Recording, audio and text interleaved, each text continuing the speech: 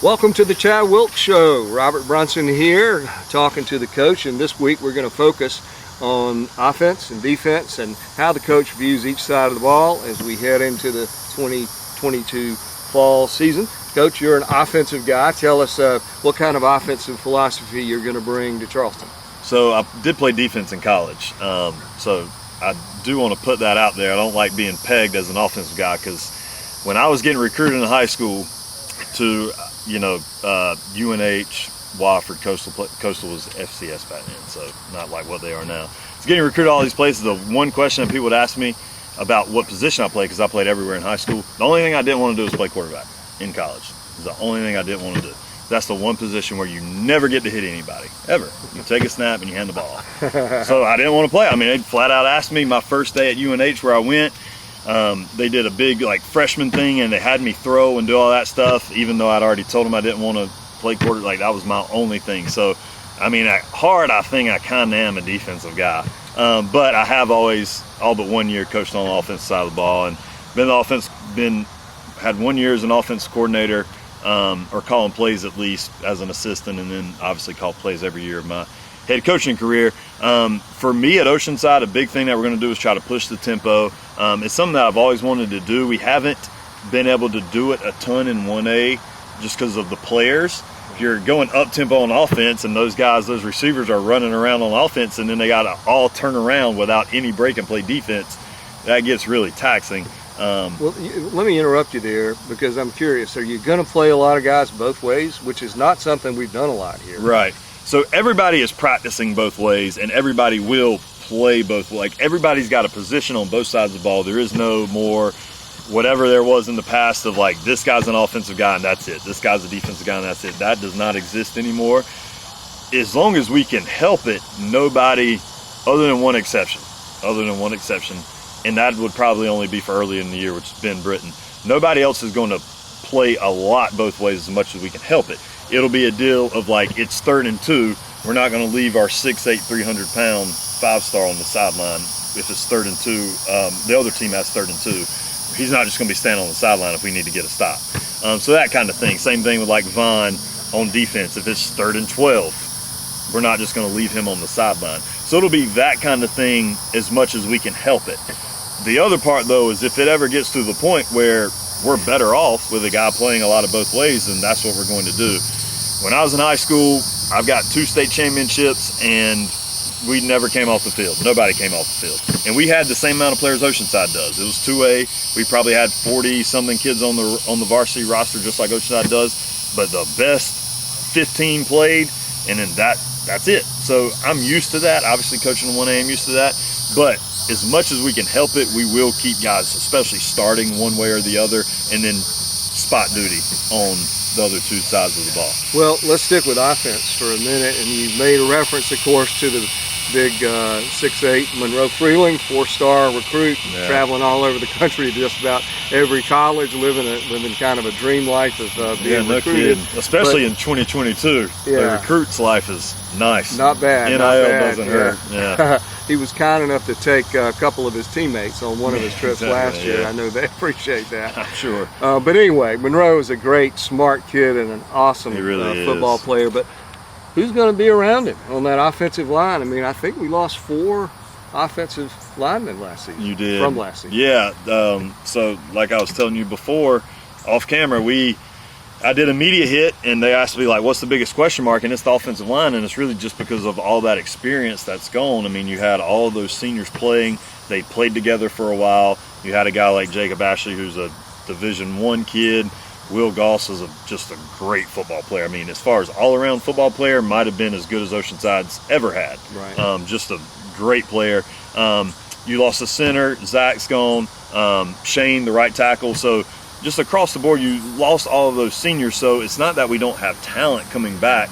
It's just the 2 big things are inexperience and depth is what I think is the issue. It's not that we can run a group of 5 linemen out on offense at any given time that can be as good as what it was last year, or as good as anybody in the state.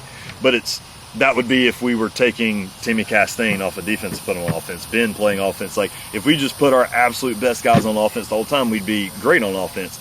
but it's that depth part that I definitely think we're losing from last year. If somebody goes down, more guys are going to have to play both ways. A guy like Ben, like I mentioned before, he's going to have to play. He's really the one guy. He's going to have to play a lot both ways, especially early, to give us time to sort of develop some of our younger kids to the point where hopefully by the end of the season, we'll have guys that will have developed enough to where they can play, and a guy like Ben won't have to play much both ways, except for, again, like I said, when we need them.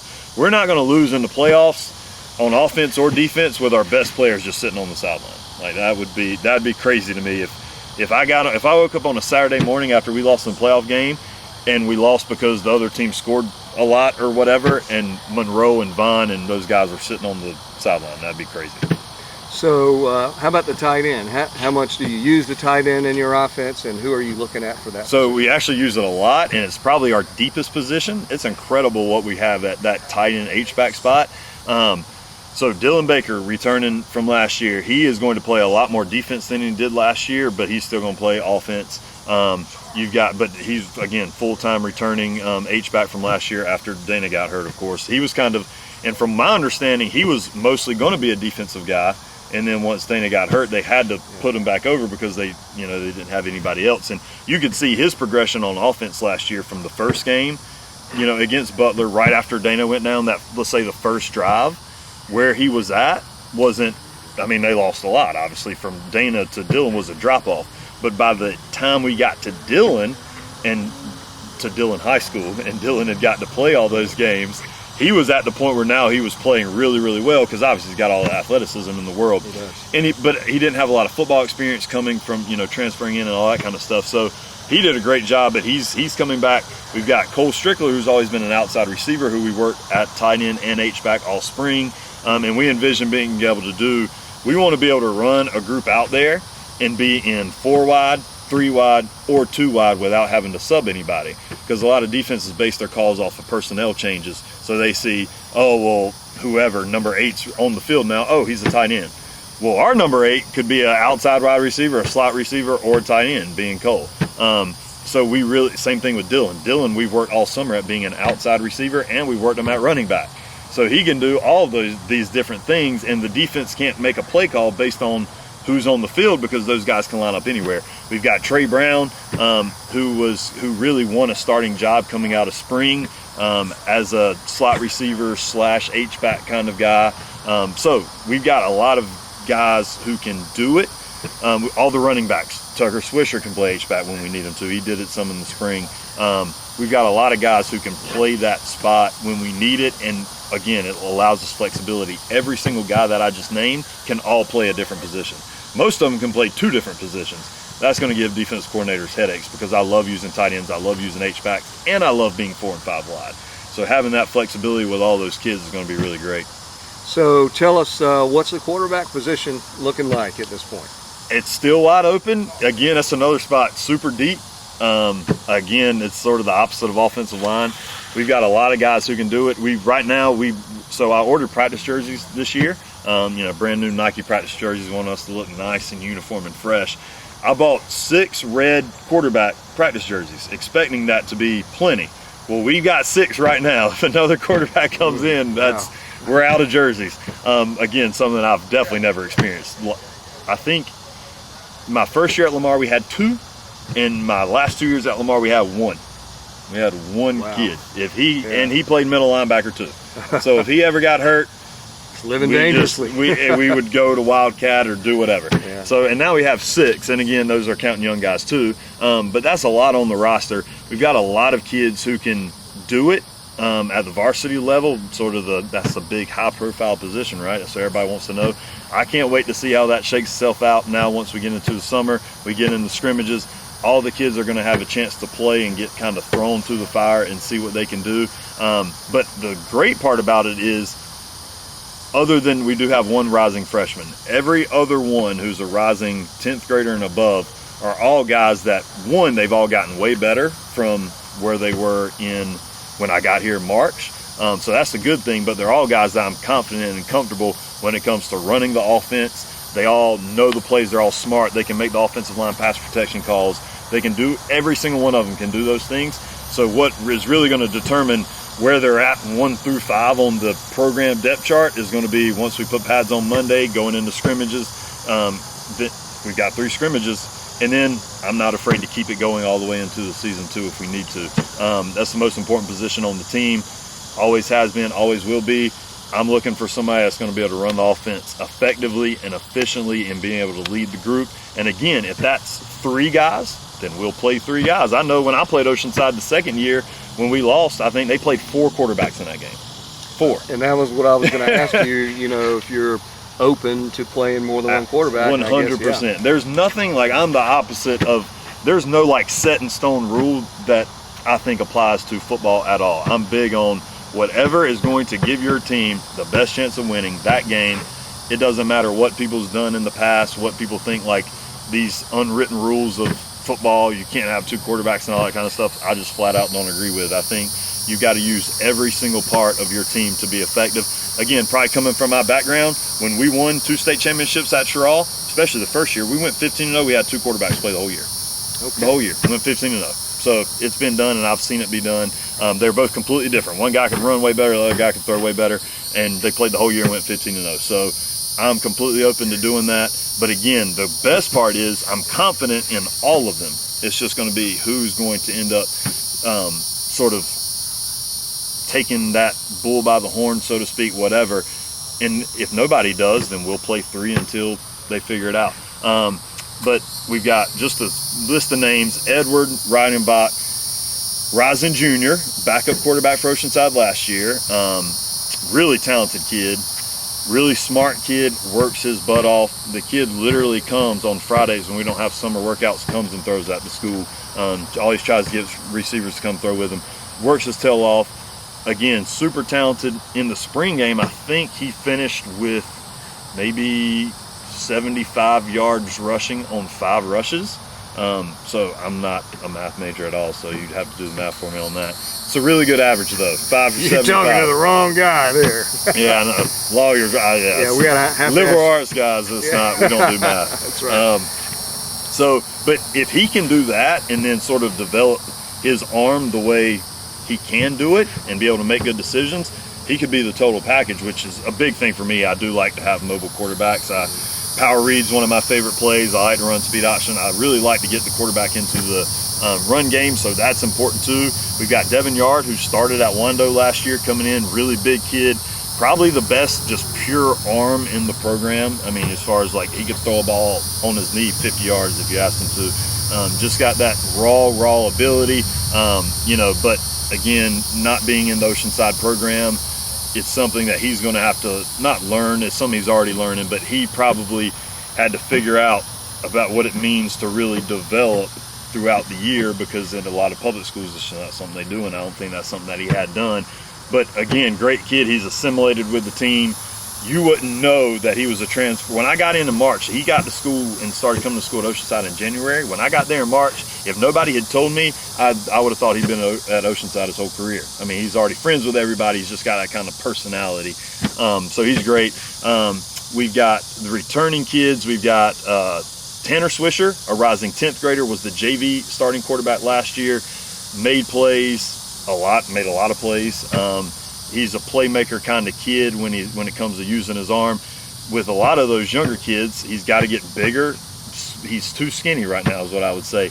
He's got the arm. Again, smart kid. Feel fully confident in him running the offense throughout the everything that we ask him to do, making pass protection, side adjustments, all that stuff he's got down. And the leadership too.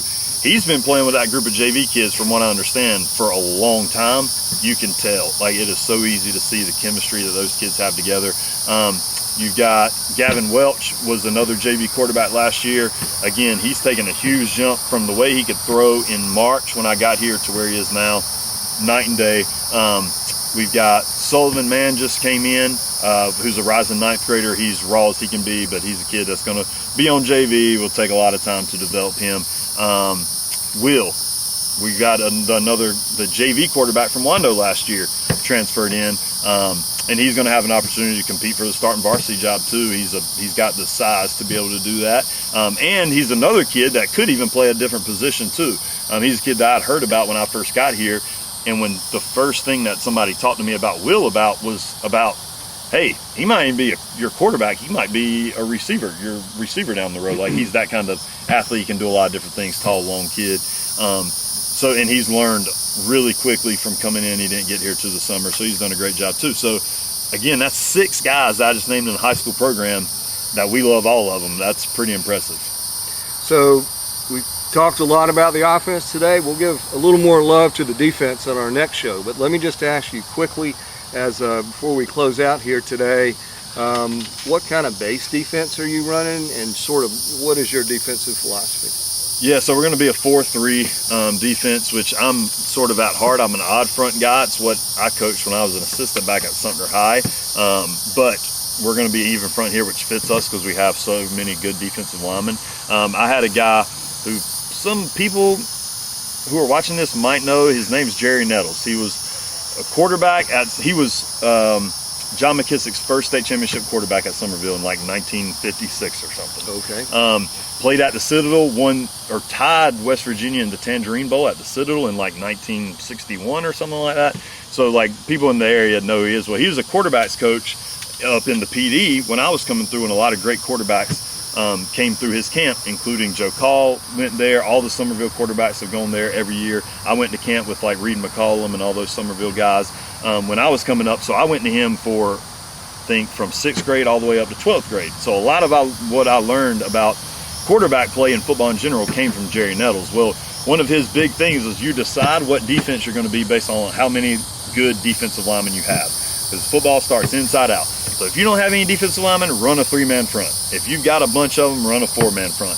Back in his day, if you had a bunch of them, run a 5-man front. And we're not going to do that anymore too much, but we'll still run into some teams who are going to be power running team where if you got 5 of them, put 5 on the field. As many good defensive linemen as you got, put them on the field, because that's where the game's won.